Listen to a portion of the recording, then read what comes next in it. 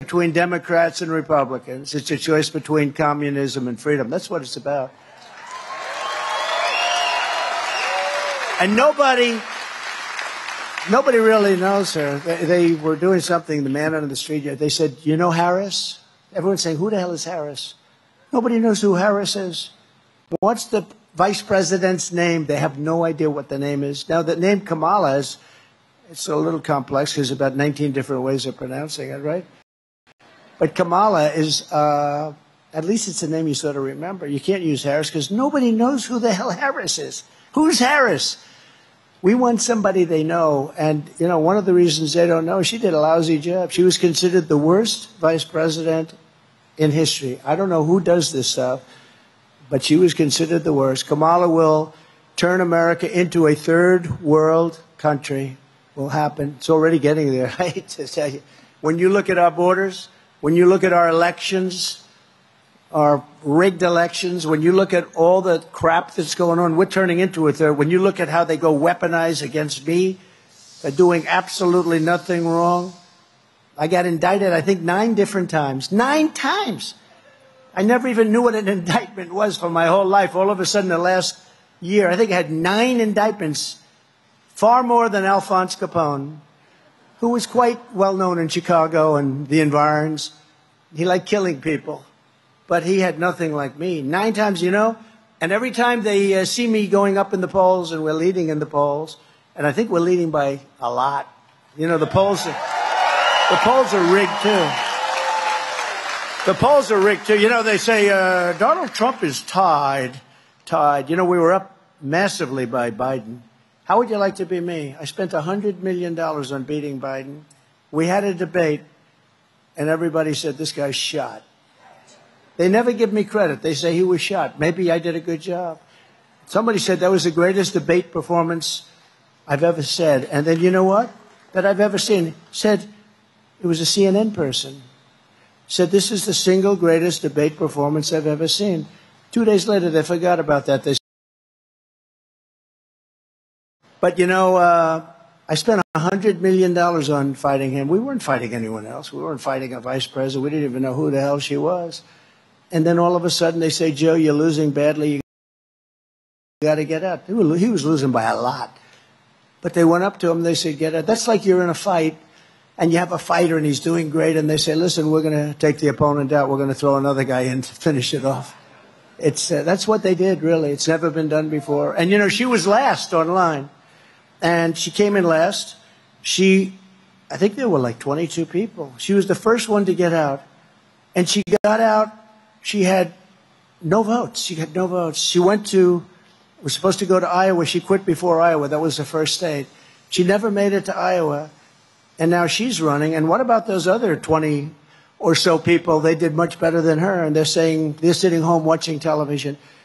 But, you know, they're having a big discussion now because they don't understand why she refuses to sit down for just an interview. And they've got a lot of friendly. You know, it's much easier being a Democrat because you see all the fake news back there. If you're a Democrat, they say he just gave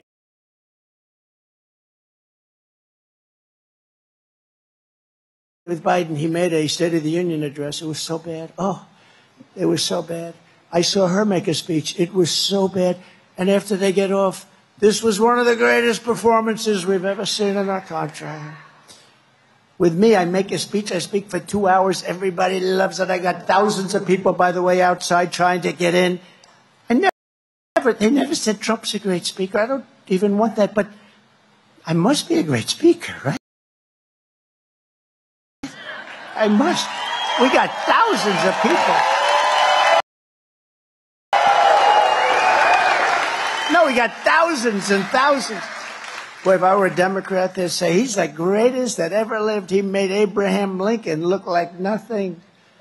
But no, I don't care about that. I care about winning for our country.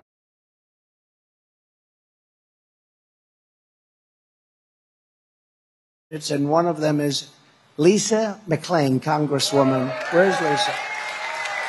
Hi, Lisa. You are doing amazing. I'll tell you, don't be fooled by her. She's a very nice person, but she's brutal. when it comes to your state, when it comes to jobs, right, Lisa? And she's proud of it, too. Yep, she is. Thank you. Great job.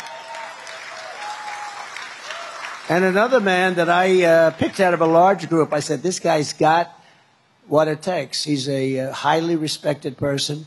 He's running for the U.S. Senate, and I think he's going to win. I just saw a poll where he's leading by a little bit. It's not an easy race. It's not an easy race, but the other one is going to be just a disaster. She's going to vote everything that whoever it would be, except me, they won't, but hopefully we're not going to need it.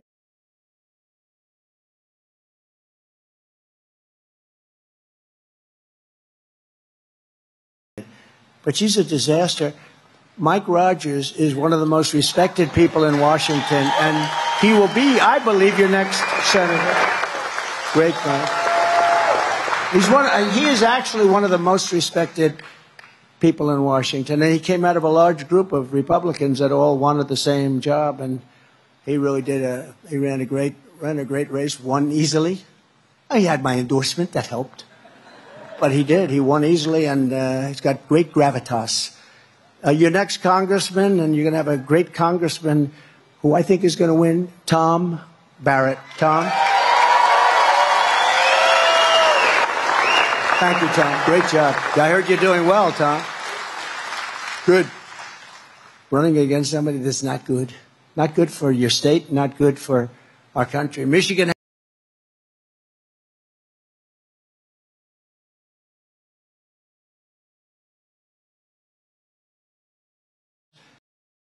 We interviewed 49 Democrats for a poll. We interviewed 49 Democrats and 21 Republicans. You know, it's a little thing on the bottom. I'm surprised they even put it. They probably must be a law. But they put it 49 Democrats and 21 Republicans. And the race is tied. They said, tied? How the hell can it be tied?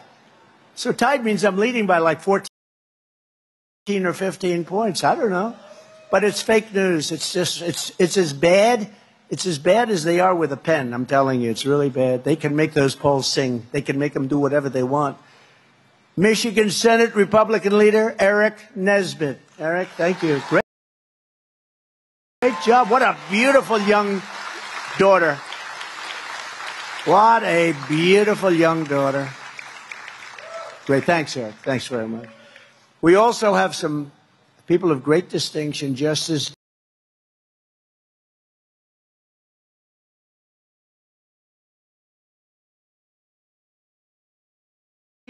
respected. So whatever you're doing, keep it going. Good. And Tudor Dixon, who really ran a good race. Where is Tudor? Well, hi, Tudor. She's a great person. Loves this state and loves the workers. I knew her father. Her father was in the steel business. Successful guy. I knew him as he was leaving our planet, right? Leaving. He was very sick and leaving, but he loved his daughter. He was so proud of you. So he's up there watching. Thank you very much, Tudor. Appreciate it. And Brian Pannebecker, who's like a friend of mine. This guy. Where is he? Where's Brian? Where is he?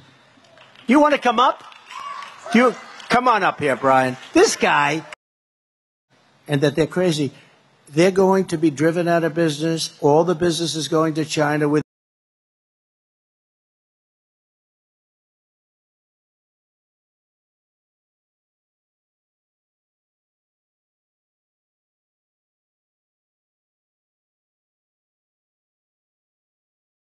jobs back like it was 30 years ago and 40 years ago before everybody left. We're going to get it back at levels that you've never seen. Brian, say hello, please. Thank you. I want to say a couple things real briefly. I represent the Auto Workers for Trump organization, which was a Facebook group. I started that group. Thank you. There's some auto workers here, I'm sure. Lansing got a lot of them. But unfortunately, a lot of them have lost their jobs. Listen, Chrysler and General Motors have already gone bankrupt once. But if we allow electric vehicle mandates to be put on this industry by the federal government, they're going out of business again. We got to fight against that. And this guy standing right here is the only person who will do it. We cannot allow the federal government to put mandates on the auto industry to build electric vehicles when the consumers do not want them.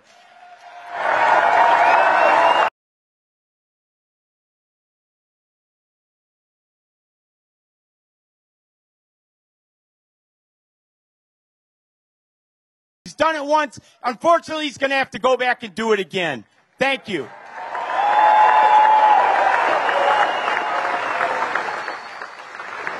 You know, as he's speaking, look at the arms of this guy. Cut it out. Cut it out. Look at that. Cut it out. Well, let me see.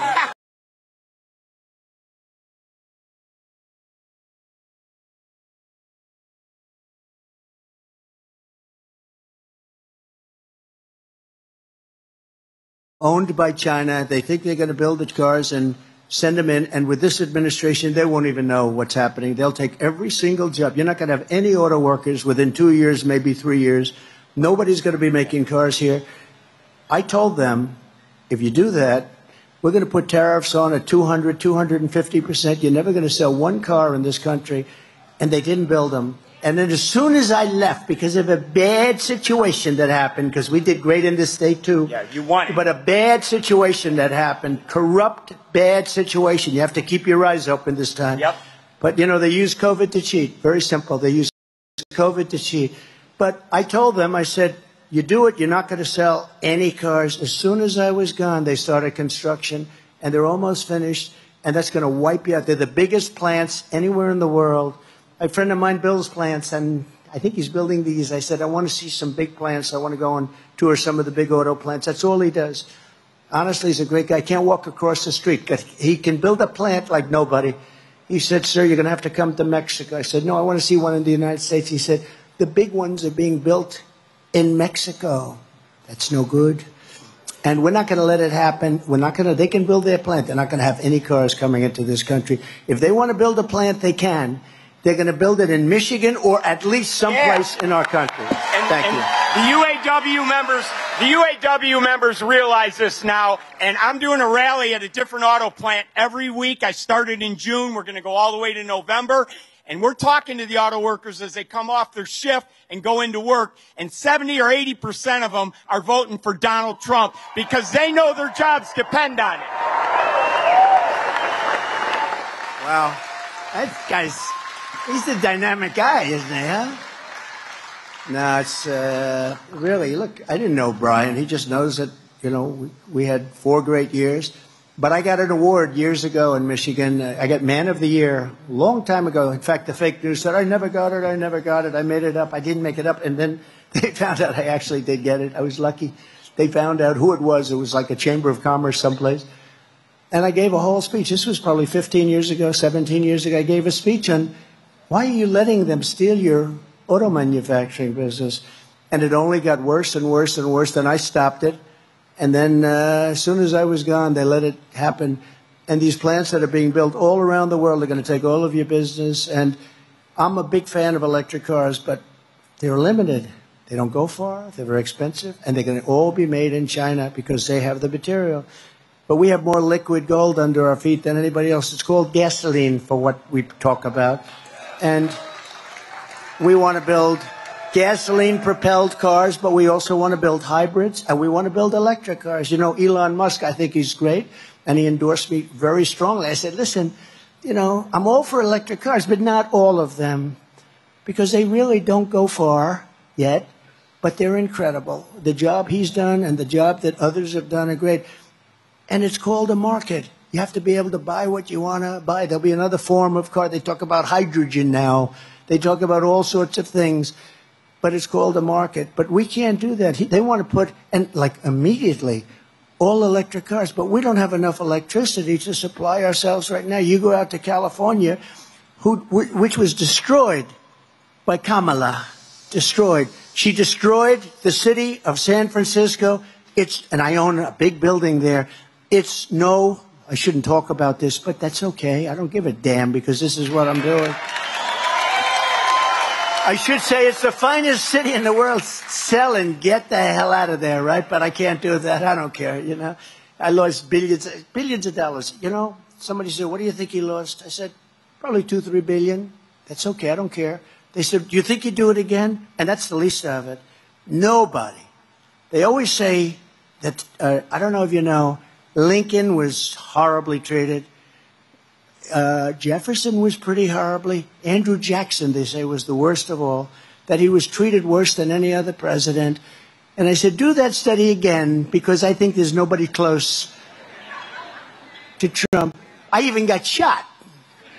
And who the hell knows where that came from, right?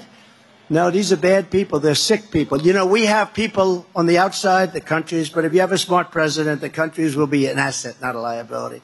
That includes China. That includes Russia.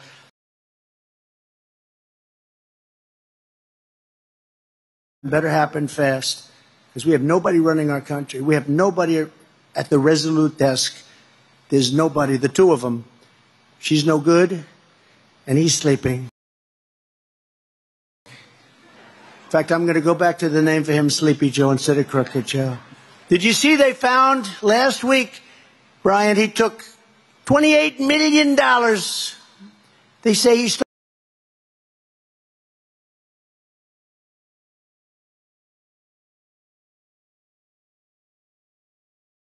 his family.